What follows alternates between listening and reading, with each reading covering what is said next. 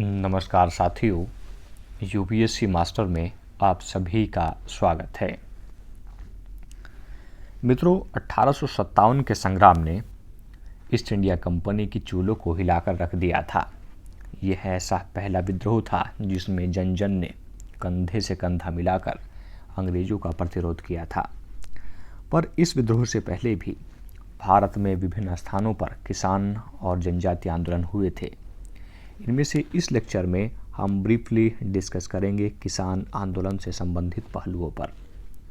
अगर हमें किसान आंदोलन को पढ़ना है तो हमें 3 स्टेप यहाँ देखने पड़ेंगे। हम सबसे पहले चर्चा करेंगे आंदोलन और विद्रोह के क्या कारण रहे थे।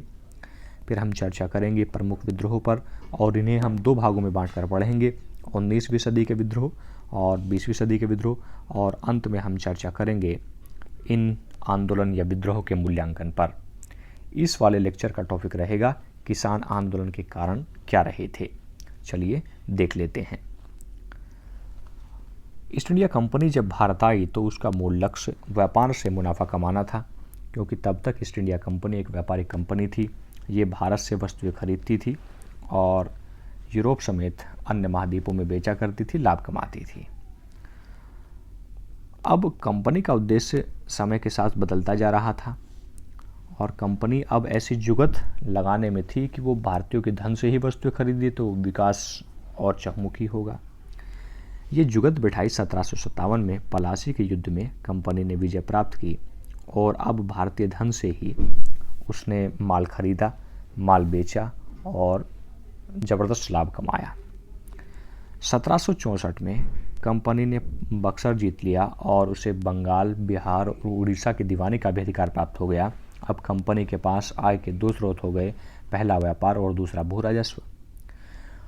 और ख़ास बात यह है कि भू राजस्व उनकी आमदनी का देखते ही देखते मुख्य स्रोत बनता चला गया और जैसे ही स्रोत बनता चला गया तो कंपनी ने अपना ध्यान जो है विशेष रूप से इसकी ओर आकर्षित किया और ज़्यादा से ज़्यादा भू राजस्व प्राप्त करने के लिए भूमि बंदोबस्त लागू किए। इन भूमि बंदोबस्त से ईस्ट इंडिया कंपनी को तो लाभ था, पर किसानों को कोई लाभ नहीं था, उनका हरसमेंट ही होता था। वो राजस्व प्राप्त करने के लिए नकदी फसलों को प्रोत्साहित करती थी और नकदी फसलें प्रोत्साहित होने से अनाजिक फसलें कम उत्पादित होती थी, तो भारत में अकाल और भूखमरी जैसी जो समस्याएं थी वो भी लगातार बढ़ती जा रही थी। ऐसा नहीं था कि अंग्रेजों के समय में ही अकाल पड़े। यहाँ प्राचीन काल में, मध्यकाल में भी अकाल के उल्लेख मिलते हैं। प्राचीन काल में हम मौर्य काल में देखते हैं कि जब अकाल पड़ा था और चंद्रगुप्त मौर्य उससे निपट नहीं पाया था तो उसने जो है पश्चाताप के लिए श्रवणबेलगोला नामक स्थान पर संलेखना विधि से अपने प्राण त्याग दिए थे। प्राचीन और मध्यकाल में जो शासक हुआ करते थे वो ऐसी प्राकृतिक आपदा के समय जनता का साथ दिया करते थे, जबकि अंग्रेज में ये कोई भावना नहीं थी। अंग्रेजों की औद्योगिक नीति ने भी जो है किसान विद्रोह की भावना को मजबूत किया। हम देखते हैं कि इंग्लैंड में औद्योगिक क्रांति हो चुकी थी और वहाँ जो है बढ़िया और सस्ती किस्म के जो कपड़े थे वो यहाँ वो बेचा करते थे, जबकि यहाँ जो हैंडमेड थे ये थोड़े महंगे हुआ करते थे। तो यहाँ इन्होंने ऐसा किया कि भारत को तो कच्चे माल की मंडी बना दिया। यहाँ कच्चा माल लेते थे, उसको इंग्लैंड भेज देते थे, यहाँ माल को तैयार करके लाते थे, उसको भारत में बेच देते थे। मतलब कच्चे माल का निर्यातक हो गया था और तैयार माल का भारत आयातक हो गया था। इसके अलावा बच्चों हम देखते हैं कि जो ये हमारे यहाँ औद्योगिक क्षेत्र में कुछ कार्मिक थे, ये बेचारे निठल्ले हो गए थे, इनके पास काम नहीं था। अब जब काम नहीं था तो इनका दबाव भी कृषि पर बढ़ गया था। कृषि में उत्पादन उतना ही था पर इस पर अधिभार लगातार बढ़ता जा रहा था। इसका परिणाम ये हुआ था कि भारत में गरीबी और ऋणग्रस्तता जैसी जो व्यवस्थाएं हैं वो लगातार बढ़ती जा रही थी। ये तो थे ही, साथ ही साथ अंग्रेजों ने अपना एक विशेष वर्ग जमींदार को भी अपना समर्थक बना लिया था, पर इन जमींदारों में से भी कुछ को शोषण किया करती थी। इसके अलावा बच्चों हम देखते हैं कि जब अंग्रेज यहाँ आए तो उन्होंने यहाँ नवीन प्रशासनिक ढांचे का गठन किया जो भारतीयों के लिए बिल्कुल अनभिज्ञ था।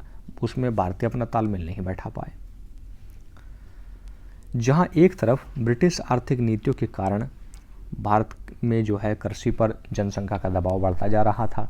वहीं ईस्ट इंडिया कंपनी या अंग्रेज भारत में कृषि व्यवस्था को उन्नत करने के लिए कोई प्रयास नहीं कर रहे थे और कृषि जो है विनाश की कगार पर पहुंच गई थी। साथ ही साथ अगर कोई कृषक विद्रोह छोटा मोटा होता भी था तो ये जो है उस असंतोष को नज़रअंदाज कर देते थे, जिन कारणों से ये होता था उसको भी ध्यान नहीं रखते थे। यहाँ तक कि जो यहाँ कानून और न्यायिक प्रणाली थी वो भी किसानों के, मजदूरों के हक में नहीं थी। ये भी उन्हीं लोगों के हक में थी जो ब्रिटिश सरकार की चाटुकारिता किया करते थे या अंग्रेजों की चाटुकारिता किया करते थे, चाहे वो भूमिधर हो, व्यापारी हो, महाजन हो।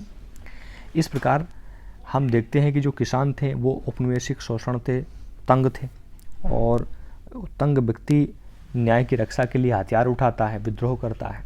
तो उन्होंने जो है विद्रोह का सहारा लिया क्योंकि न्याय के दरवाजे उनके लिए बंद थे। और अगर हम इन विद्रोह को देखें तो विभिन्न दृष्टिकोण से हम इन्हें 5 भागों में बांट सकते हैं। सबसे पहले हम देखें पुनर्स्थापनात्मक, दूसरा हम देखें धार्मिक सामाजिक लूट, तीसरा आतंकवादी प्रतिरोध, चौथा सशस्त्र विद्रोह और पांचवा जन विद्रोह। उम्मीद है लेक्चर आपको समझ में आया होगा। नेक्स्ट लेक्चर हम इन्हीं में से एक पर चर्चा करेंगे और मिलते हैं नेक्स्ट लेक्चर में। तब तक के लिए जय हिंद, जय भारत, महाशक्ति भारत।